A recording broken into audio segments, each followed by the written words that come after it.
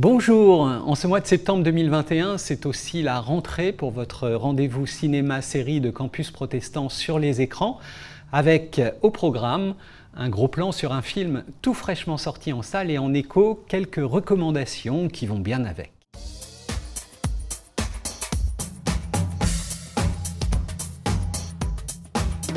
Trois ans déjà qu'Aretha Franklin s'en est allée rejoindre le Chœur des Anges et un peu plus de 2 années également que le grand écran nous est offert l'Amazing Grace de la Reine de la Soul.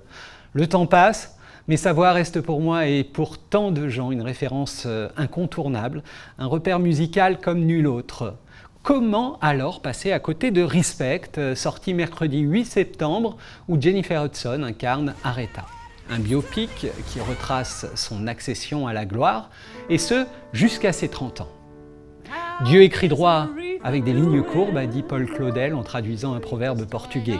Des paroles finalement qui résument assez bien la vie d'Aretha Franklin. Un destin tortueux, notamment quand il est question des hommes. Une vie parsemée également de combats contre diverses addictions. Mais Aretha Franklin a été une femme forte, riche de convictions et surtout attachée à sa foi en Dieu. Une femme qui a donné du sens au mot respect, et qui a utilisé son énergie au quotidien pour atteindre les sommets. Une femme qui a impacté l'histoire de la musique contemporaine, mais aussi à bien des égards la société plus globalement. Une vie, vous l'avez compris, pas tout à fait comme les autres, inspirée et inspirante. Alors ce film, me direz-vous, Respect est vraiment divertissant et très agréable à suivre. Bien sûr, l'approche linéaire du récit le rend assez conventionnel, conforme aux règles hollywoodiennes du genre, et ne surprend donc pas franchement. Mais l'intérêt n'est d'ailleurs pas là. À chaque fois que la musique démarre, par contre, et que la voix de Jennifer Hudson résonne, ce sont de véritables scènes exaltantes qui s'offrent à nous. L'actrice et chanteuse est exceptionnelle dans cette interprétation de la diva. Elle offre l'une de ses meilleures prestations dans le rôle d'Aretha Franklin et se positionne favorablement pour un Oscar. Pour le grand public, Respect, c'est aussi l'occasion de pénétrer au cœur de cette histoire passionnante, du moins pour toute une partie déterminante de son parcours familial et de sa carrière artistique. On y voit évoquer avec pudeur les parcelles ténébreuses qui ont accompagné la jeunesse de Mademoiselle Franklin, agressions sexuelles, violences conjugales, alcoolisme, les fameux démons évoqués ici dans ce film. Personnellement, je préfère parler de combats, de blessures, de lutte intérieure. Et c'est tout à l'honneur de la réalisatrice, à mon avis, de résister à la tentation de traiter ces questions avec une forme de voyeurisme. C'est aussi sans doute le traitement spirituel qui est intéressant et le témoignage de son appel à Dieu, de sa reconnexion à lui dans le moment le plus sombre de sa vie, sans doute. Dans cette dimension liée à la foi, il y a aussi le personnage de Martin Luther King, ami de la famille et de l'artiste. Et c'est aussi un élément extrêmement important, ainsi que le final, superbe, sur l'enregistrement de l'album Amazing Grace.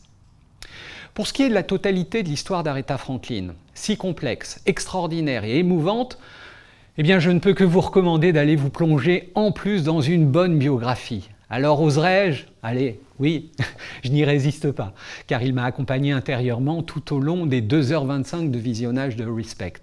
Je vous invite à la lecture de Sister Soul, Aretha Franklin, sa voix, sa foi, ses combats, aux éditions Ampélos. C'est comme une évidence. Je vous propose de continuer rapidement avec quelques recommandations qui me viennent naturellement en parlant de Respect. Très logiquement, bien sûr, la possibilité de revoir Selma, qui est sorti en 2015. Je vous rappelle, c'est un film qui est à la fois militant et historique et qui nous plonge au cœur du combat mené par Martin Luther King, ce pasteur baptiste, pour garantir le droit de vote à tout citoyen américain. Avec Respect, ce sont aussi des biopics musicaux qui peuvent être évoqués. Alors, ils sont très très nombreux. Comme cela, 3 plus particulièrement. Totalement subjectif. En 1972, Lady Sings the Blues de Sidney J. Furie, qui rend hommage à la vie de l'une des chanteuses de jazz les plus célèbres de l'histoire, une légende qui en incarne ici une autre, puisque le rôle principal est joué par Diana Ross, qui fait ici ses débuts à l'écran, et elle livre une performance éblouissante dans le rôle de la jeune Billie Holiday. Walk the Line, en 2005 de James Mangold sur l'histoire de Johnny Cash, porté par l'interprétation ténébreuse de Joaquin Phoenix, et puis l'éblouissante Reese Witherspoon, qui remportera d'ailleurs l'Oscar pour son interprétation. La part d'ombre du personnage est montrée avec beaucoup de sensibilité, tout autant que son incroyable force, sa foi, et puis les détails d'époque. 2 ans plus tard, en 2007, I'm Not There, d'un réalisateur que j'affectionne tout particulièrement, Todd Haynes, qui renverse ici de fond en comble la structure traditionnelle du biopic. 6 acteurs, oui, 6 acteurs qui interprètent 6 Bob Dylan différents, Cate Blanchett, Ben Whishaw, Christian Bale, Heath Ledger, Richard Gere et Marcus Carl Franklin.